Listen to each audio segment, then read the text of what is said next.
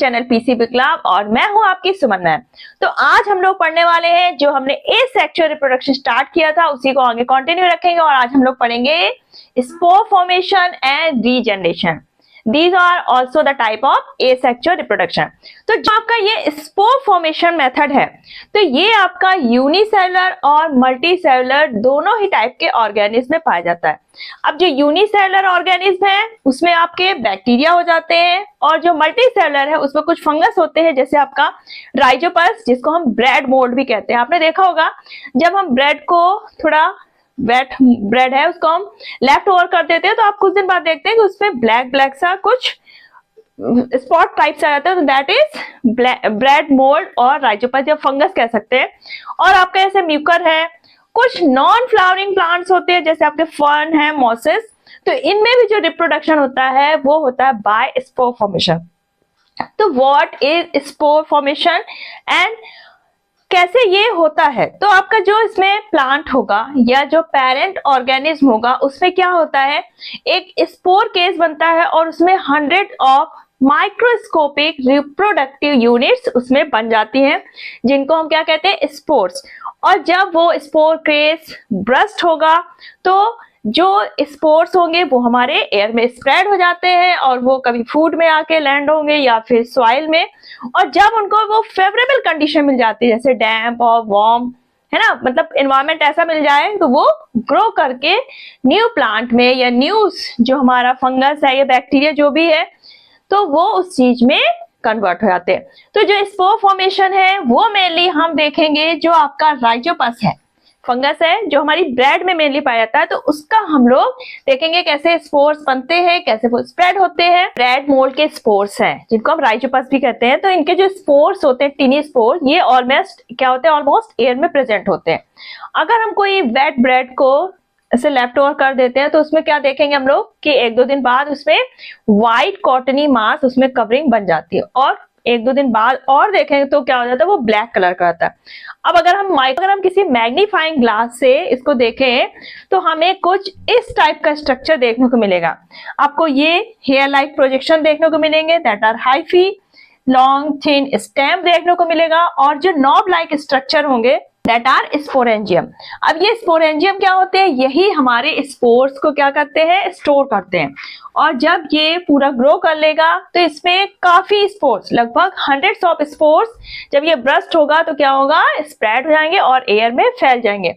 अब अगर इन स्पोर्स को कोई सुटेबल कंडीशन मिल जाती है, चाहे वो सॉइल हो या कोई फूड हो, जैसे आपका डैम्प हो गया, डैम्पनेस हो गई, वार्मथ मिल गया, तो ये क्या करेंगे, ग्रो करके एक फिर से कंप्लीट राइजोपस में कन्वर्ट हो जाएगा। तो रीजनरेशन, तो जो आपका रीजनरेशन है that is the process of getting back a full organism from a body part.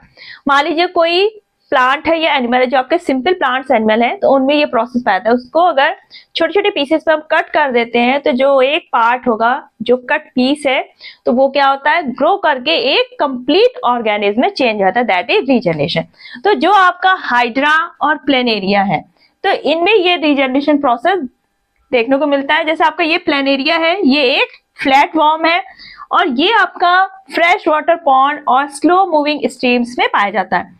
इसमें जो रीजनरेशन की पावर होती है बहुत ज्यादा स्ट्रांग होती है। अगर हम इसको 3 पीसेस में कट कर देते हैं या और भी ज्यादा पीसेस में तो क्या करता है, ये हर एक पीस रीजनरेट होके एक न्यू प्लेनेरिया वॉर्म में कन्वर्ट हो जाता है। जैसे आपको डायग्राम में दिख रहा होगा, यहाँ पर हमने इसको 3 पीसेस में किया है। एक फेस, एक जो पार्ट है इसमें माउथ है, एक मिडिल पार्ट है और एक टेल वाला पार्ट है।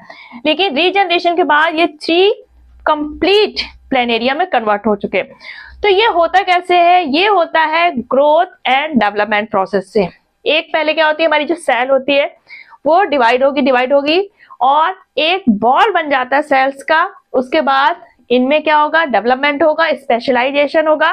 तो जो पार्ट जहां पर होना चाहिए वहां पर ये सेल्स क्या होते हैं, अपने आप को ऑर्गेनाइज कर लेती हैं और जो पार्ट उसमें नहीं है उसमें वो स्पेसिफाइड हो जाती है और इस तरह एक कंप्लीट ऑर्गेनिज्म का रिप्रोडक्शन हो जाता है।